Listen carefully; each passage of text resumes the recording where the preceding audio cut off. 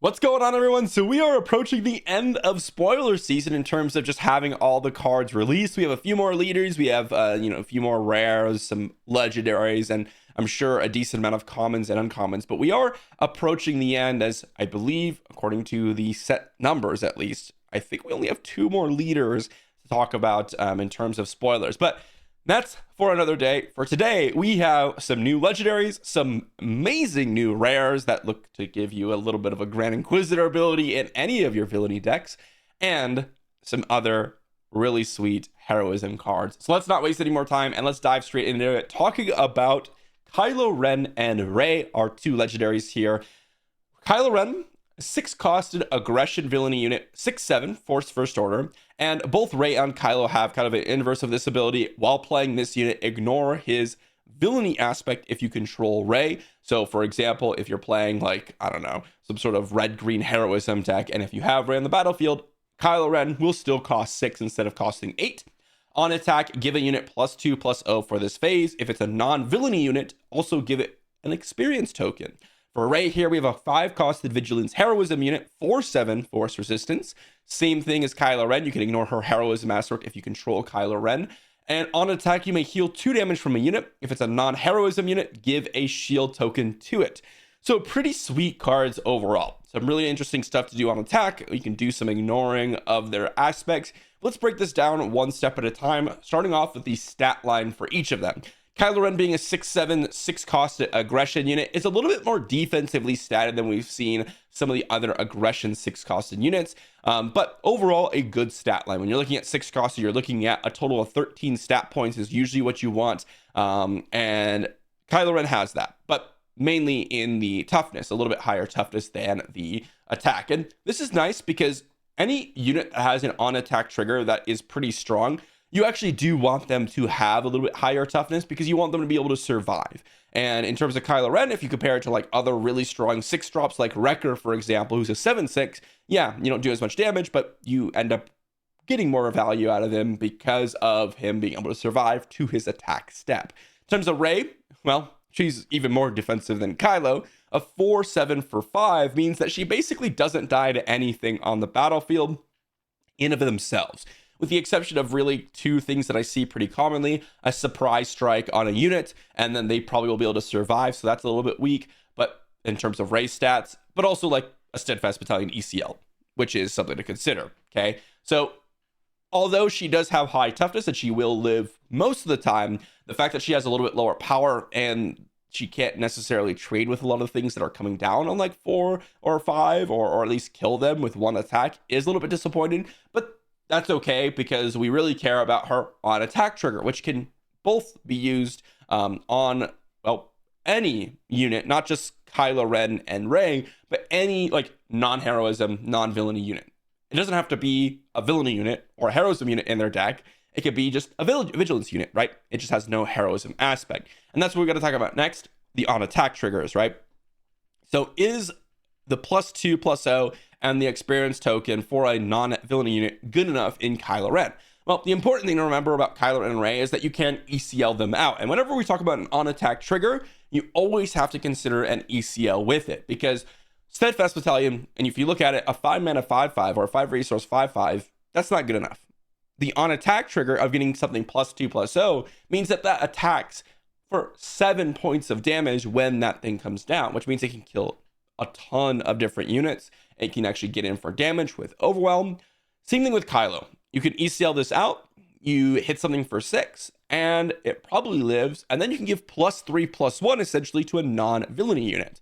That is pretty strong. And I think that since you are probably going to be playing this in your aggression villainy deck, not necessarily trying to play it with Rey, because I think if you're trying to play these guys together, you're going to end up in a bad spot, because one of these are going to be playable and the other one you're going to be resourcing basically all the time because you won't have the other copy of it. The chances that you draw 2 cards of your 6 or one of each of the 3 copies that you're playing in your deck is pretty rare, right? It's not going to happen all that often. And you need to draw them sequentially, right? Like if you draw Kylo Ren early, there's a good chance you're going to resource it if it's off aspect, and then maybe you draw Rey later, and then you're like, oh man, I could have played, Kylo Ren, but That's not really the case. It's really about giving your non-villain units just aggression units or just vigilance units in your decks, or even something like if you're playing Kylo Ren green, like aggression green, well, any of your just command units, right?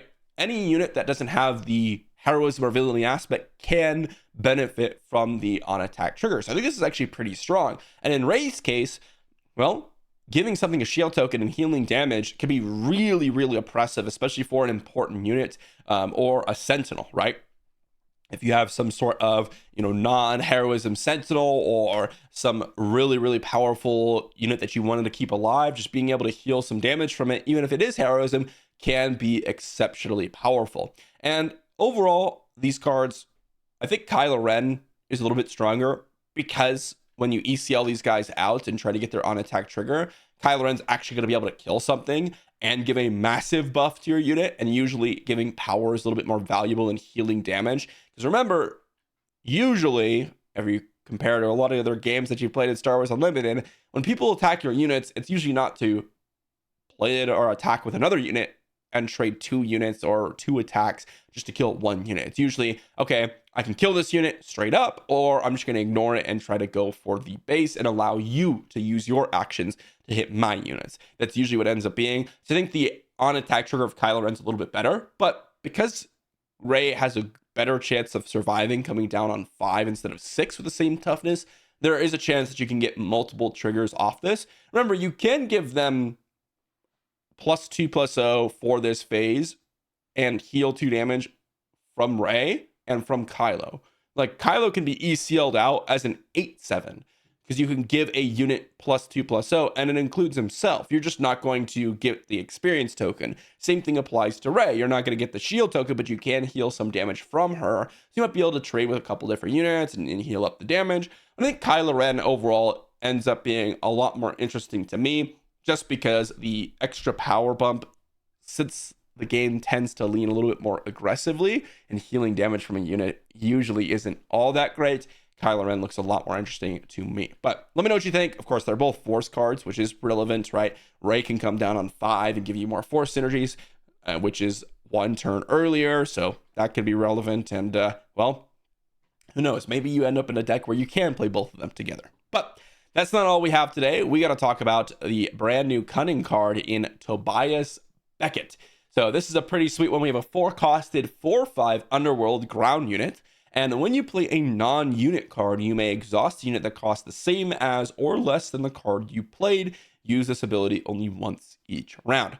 Okay, so 4-costed 4/5. It is a nice stat line. That is kind of the stat line that you're hoping for. If you look at the other 4-costed units, a lot of them are ambushers, right? Like Modded Cohort or Forlom or, whatever other card you're playing, like Escort Skiff, K2SO. A lot of them are 4/4s that you're playing. There's also a decent chunk of 4/5s like Kanan, but that's one of the reasons why Kanan is so powerful, is because coming down on 4 and having that 5th point of toughness actually ends up being extremely relevant. You also have Smuggle, but getting him down as a 5-costed Vigilant Smuggled unit doesn't actually seem that appealing. And I've played a lot with Smuggle cards, and I'll say this, generally speaking, even though you have the option to smuggle out a card, the only time you're really doing it is when you're in a long mid-range or a control matchup. That's when you start to run out of cards and you have a lot of resources and you can actually benefit from the smuggle options.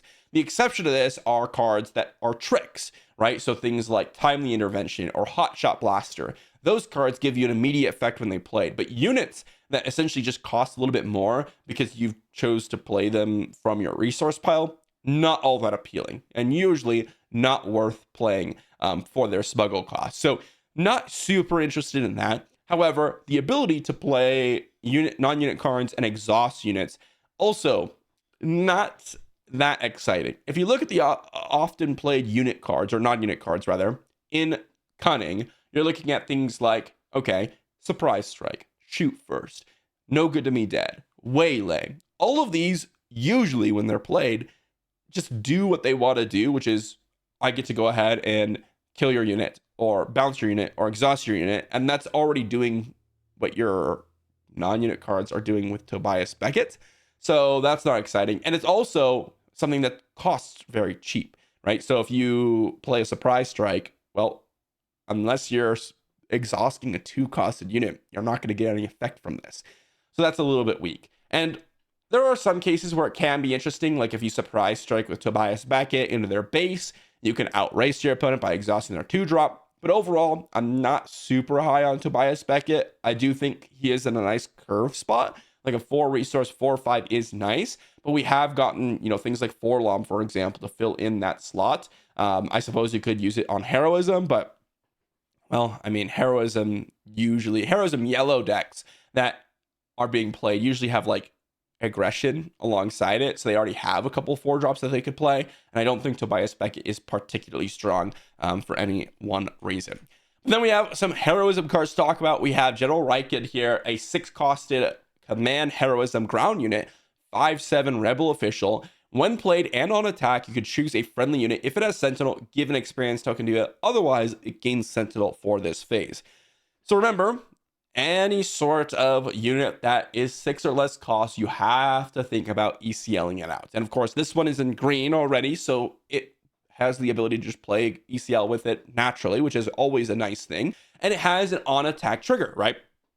As I said with Kylo Ren and Rey, anything that has on-attack triggers, anything that costs 6 or less, what does it do with ECL? And Raiken's actually pretty strong with ECL, because if you ECL this out, it hits for 5, which is a little bit weaker, right? You usually want to have a lot more power if you're ECLing something out, especially on 6, because usually on 6 you could start to see 6, 7 points of toughness, and 5 power sometimes isn't good enough. But remember, you could choose a friendly unit, which means you could choose itself.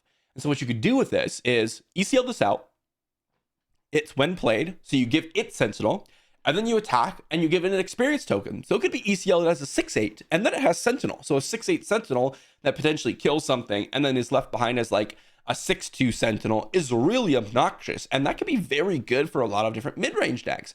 And on a flip side, you could also do this to a friendly unit, right? You ECL this out, you give a friendly unit Sentinel, and then give it an experience token. So if you have like, I don't know, some sort of 5-drop, like let's say you did play a Steadfast Battalion or something, or you played some other 5-drop or 4-drop, giving it extra Sentinel and an experience token can make it so that it's a brick wall from your opponents. And this guy looks a lot more interesting for those reasons. Of course, you can play it with just units that have Sentinel, right? Like your Echo-based defenders, your Obi-Wan Kenobis, and things like that. And you can just give them experience tokens. But I think the exciting part about this card is the fact that it is ECLable, and this is a really nice ECL target. But also, even if you don't have ECL available to you, you are going to get a lot of value when he's played, because you're going to get an instant Sentinel. Remember, as I said, even if you aren't ECLing it out, you can choose itself with the initial part, so it becomes a 5/7 Sentinel.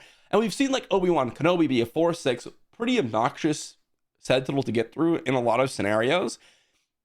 Granted, it has an when defeated trigger, which is also obnoxious, so you're less interested in hitting it, but this has a full point of power and toughness over Obi-Wan and comes down on the same resources.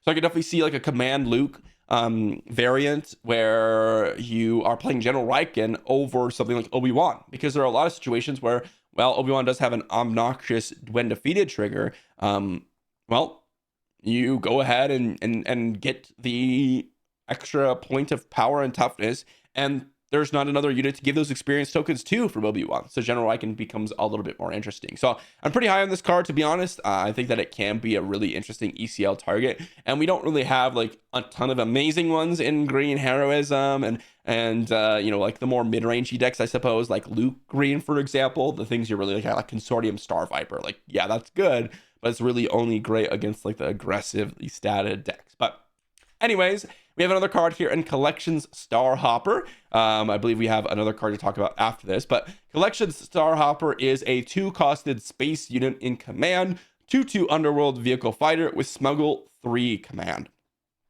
As I mentioned with Smuggle earlier on with Tobias Beckett, from what I've played with Smuggle, you really want something that's more trick oriented than unit oriented. The thing with these Smuggle costed that are units that are higher costed is, if you're playing them for the higher costed amount, you can't use any of your tricks or your curve, like kind of the way it functions if you're paying the Smuggle cost, because it's disrupted your curve, right? Like if you've built a deck and you have like, okay, here are my 2 cost units, here are my 3 cost units, here are my 4 costed, 5 cost, whatever it is, and you're trying to curve out, let's say you're playing an aggro deck, or maybe you're playing a mid-range deck even.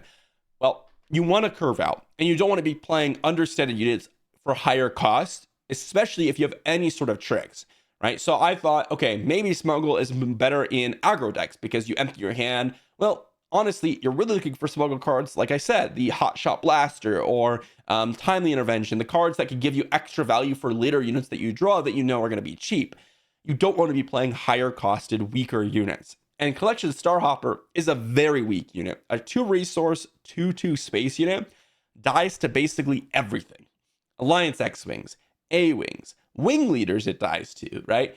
And while things can live, even if it dies to everything, the important part about it, for example, like a Kylo Ren Silencer that also has 2 points of toughness, is that it has that 3rd point of power because it dies to everything and it doesn't trade back. Kylo Ren Silencer at least trades back with X-Wings. It at least trades back with A-Wings. The Starhopper doesn't, and that's a huge difference. On top of that, it doesn't actually attack for all that much. So this card, really, really mediocre. I do not think is good at all. And lastly, a pretty amazing card. This is the most exciting of all the ones we get to talk about today, even though it's an uncommon, as we've had 2 legendaries, but Toro Calican, a 3-costed ground unit, villainy, 3/5. When you play another bounty hunter unit, you may deal 1 damage to it. If you do, ready this unit. Use this ability only once each round. So essentially, you play another bounty hunter unit and you get to attack again with Toro Calican. But here's the thing. This is a 5 toughness, a 3/5 for 3. It has the same stats as a Boba Fett. And I think this ability actually becomes a little bit more relevant than Boba Fett in something like, well, Boba Yellow. I would much prefer play a Toro Calican over a Boba Fett on 3 almost every single time in Boba Yellow. Why? Because that's more aggro oriented. And being able to play something like, let's say, a 4-LOM on 4 resources, and let's say you ambush something, and yeah, you could deal 1 damage to it, and maybe it kills your 4-LOM or whatever. Maybe it doesn't. Or let's say you play, I don't know, whatever other 4-drop that you have that's a bounty hunter. Just dealing 1 damage to it and being able to ready this guy up again to deal another 3 points of damage is so powerful. This is going to be the go-to aggro 3-drop in any sort of bounty hunter deck, and most of the time bounty hunters are villainy units. At least there's a higher concentration of them, so that's not really a big deal. But I could definitely see this not necessarily replacing Boba Fett, because I still think Boba Fett's really good, but there are other 3-drops that you play in Boba Yellow that this might just replace. I think Body Rook is good, right? I think that in a lot of situations you do want him because taking those non-unit cards is pretty relevant. But this is a much more aggressively slanted unit, and I'm very excited to see how much damage Toro Calican can put out, because my oh my, getting a Grand Inquisitor ability on this guy over and over. We've seen how much damage Grand Inquisitor can do, and one of the big problems with Grand Inquisitor is the fact that your units are lower toughness, but you have to deal so much damage, like double the amount of damage that Toro does to his bounty hunter units. I mean, this is going to get in for a lot of damage. Think about it. Like, you just go turn 1 Fugitive Wookiee or Dr. Evazan or Viper Probe Droid. Turn 2, you attack for 3, you play a Toro Calican. Great. Maybe you even kill their unit, right? Maybe you kill their unit like a, I don't know, some sort of 3-drop, and you could play a bounty hunter for 1 resource and then ready up Toro Calican. Usually the bounty hunters do get killed, but you could even do something like that. But more often than not, you're gonna go turn 1 Viper Probe Droid or something like that, Fugitive Wookiee Fugitive, attack their base for 3, play a Toro Calican, then turn 3, you get to play any sort of bounty hunter unit after you've already attacked with Toro, and you get in for 6 points of damage. Mind you, and this is the best part about it, if you've surprise striked with Toro Calican, he keeps, or not surprise strike, but like, let's say you pump him with like a blaster or something. Surprise strike doesn't work because he only gets the +3/+0 for that attack. But if you've pumped him in any sort of way, like you give him an experience token, or you've given him Boba Fett's armor, or as I said, you've given him a hot shot blaster, Well, suddenly you attack for 5, and then you can ready him again for another 5 points of damage, which is really, really absurd. It's one of the reasons why I think punishing one is super strong. But that has a lot higher of a restriction. You have to play your random upgrades on your opponent's units in order for you to ready that up. In this one, you just have to curve out. That's a much stronger ability. And again, he's not really going to be dying because of that 5th point of toughness that you normally don't have in 3 costed units. So really, really powerful unit. I'm really excited about this guy, and I think he's honestly the strongest unit that we talked about today. But let me know what you think in the comments section down below. What do you think about Kylo Ren? What do you think about Tobias Beckett? What do you think about Rey? What do you think about Riken? What do you think about this trash right here? And what do you think about Toro Calican? I think this guy is exceptionally powerful. Let me know, and I'll see you all for the next one.